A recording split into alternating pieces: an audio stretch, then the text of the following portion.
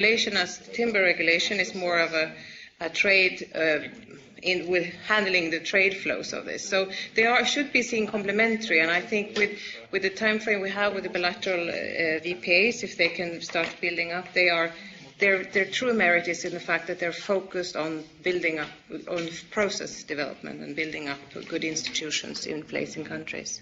Thank you. Ulf Svensson. A problem that is big today, and is going to be bigger and bigger and bigger.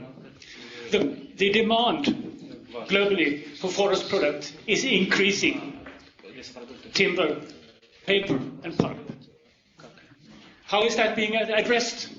By a weakening of the forest production side. Now it's on the margin instead of in the center of the playing field. This is so naturally in Sweden. It's better today. Today there are at least 6 officers. We're one of the biggest economic sectors in Sweden. A couple of years ago, when it was in industry, it was 3 officers. In the UN system, where is that? The UN Organization on Forests is weakened by the creation, totally unnecessary, of a UN forest organization in New York, the UNFF.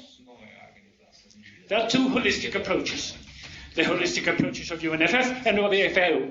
How do you deal with this problem when a new convention, global convention, will also have its home then in UNFF and not in FAO, which would be the normal place where the holistic approach is based on forest production? So this program of increasing demand and less efforts on forest production within the global and national management of forests, how do you deal with that? Who is prepared to say something? Ingeborg, start you. Yeah, I can set the ball rolling just to reflect on this. But quite rightly so, this is probably also why, as Peter mentioned, that forestry is taking center stage in many of the policy discussions nowadays, because of the fact that this demand and the role forests and forest production can play in this respect is seen in a different light.